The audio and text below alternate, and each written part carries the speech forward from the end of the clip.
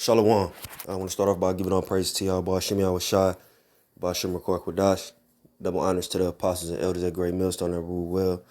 Salutations to the hopeful elect, pushing this word of sincerity and truth on the four corners of the earth.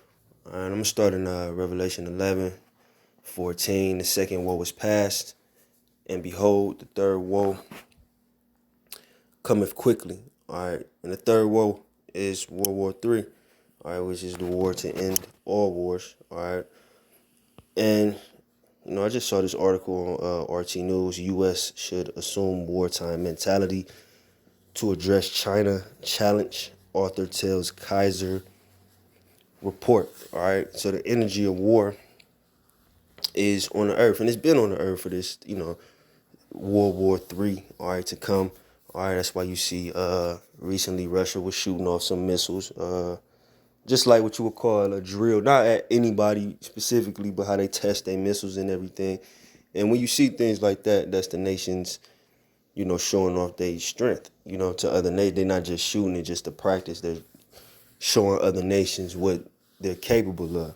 All right. And the nations have been doing this for years. All right. It's called an arms race where, the nations. And this was big in, I believe, World War II. World War II. There was like World War One, where it was like a massive arms race, all right, between like Soviet Union, America. Everybody wanted to, show that they had all the military might, all right. So that's going on. These proxy wars are going on, all right. So the energy of war is on the earth, man, and it has been. All right, America has been in perpetual war since it started anyway, since, it became America, all right. And this is, China and the U.S. beefing, all right, which we know China's going to be a major player in this World War III as well as Russia, all right. But it says in the new Summer Solutions episode of the Kaiser Report, Max and Stacy talk about so-called Chinafication. That is the history of China's rise in its relations with the U.S. It says they're joined by Chris Fenton, author of Feeding the Dragon, who was once a China dove but is now a hawk. It says, according to Fenton, in order to address the China challenge, Washington should assume a wartime mentality. He explains that when the U.S. got pulled into World War II, markets were really disrupted, but no one was paying attention to that, being focused instead on how to address the enemy. It says, as China started to win small victories, the markets did start to come back. And by the end of the war, then they obviously roared back.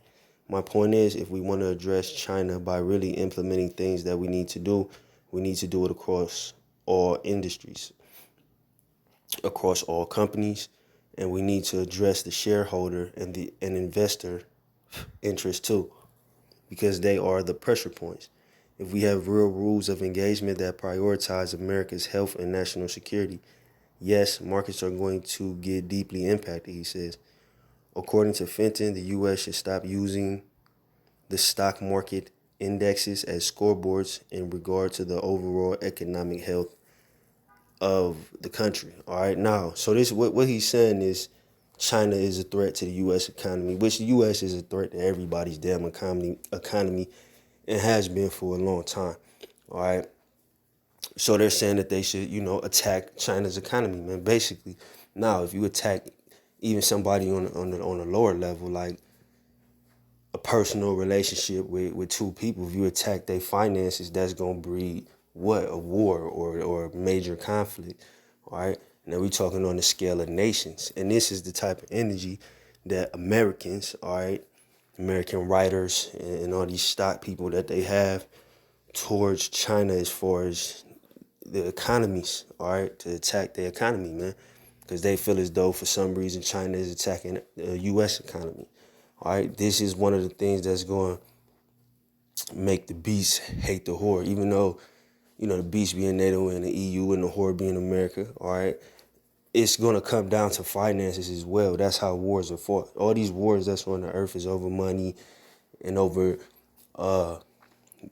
these countries jockeying for position financially. All right. And that's what starts wars, man. All right. Now, America gets on this media and says, well, this person's bad. He's a threat. They do this. You know, all that shit to stir up the patriotism in America amongst the people, you know, through the media is what they do. But everything is over money, man. All right. And imperialism. So the U.S. wants to continue to be the top country on the earth. All right. And they're going to start fucking with people's economy like they have been. All right. This is not really a new method of warfare. All right. It's just going on currently, man.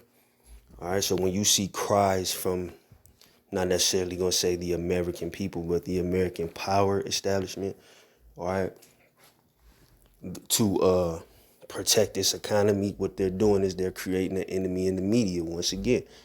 This is the same propaganda that they had in all the wars. All right. You know, Hitler is this bad guy. We got to take him down, you know, because he's doing all this shit. But it was really over just to be imperialistic and to have fear amongst the nations of America. But that fear is now leaving because China being one of them. All right. These nations have the same, if not better, artillery, you know, weaponry than America. All right. So this is, you know, just America, all right, media creating an enemy. All right, they planting the seeds. But I ain't gonna hold you. I just want to make that quick video. Hope it was edifying. With that, I'm gonna say shalom.